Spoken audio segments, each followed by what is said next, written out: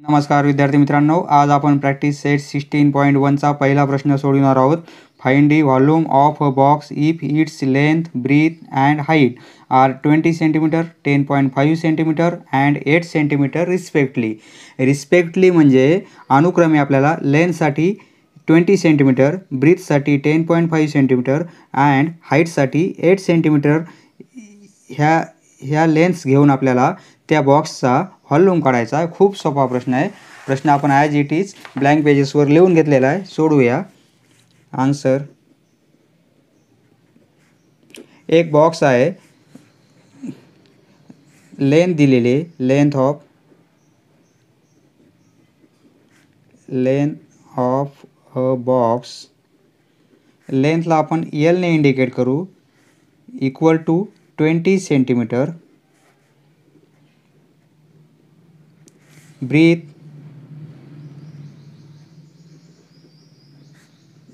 indicate B 10.5 centimeter and height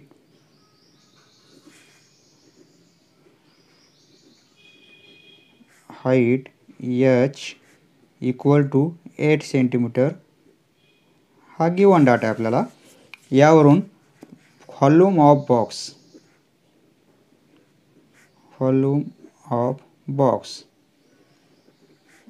बॉक्सला length आहे, breadth आहे आणि हाईट आहे.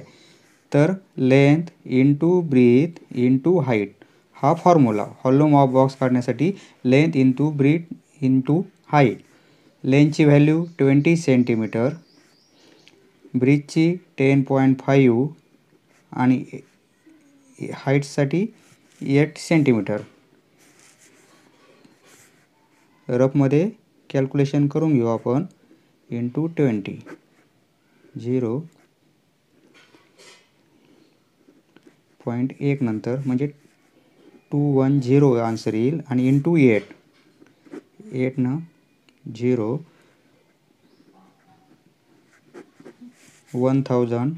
1680. आता मित्रांनो, युनिट लिहायचं आपल्याला. व्हॉल्यूम आहे. व्हॉल्यूम लिहिण्यासाठी जसं आपण एरियासाठी सेंटीमीटर स्क्वेअर लिहित होतो किंवा स्क्वेअर सेंटीमीटर असं लिहित होतो, तर तसंच व्हॉल्यूमसाठी आपल्याला क्यूबिक लिहावं लागेल. क्यूबिक सेंटीमीटर किंवा 20 सेंटीमीटर आहे म्हणजे ही सेंटीमीटरमध्ये व्हॅल्यू आहे, ही पण सेंटीमीटरमध्ये आहे आणि ही पण सेंटीमीटर आहे. Centimetre into centimetre into centimetre म्हणजेच सेंटीमीटरचा क्यूब होऊन जाईल.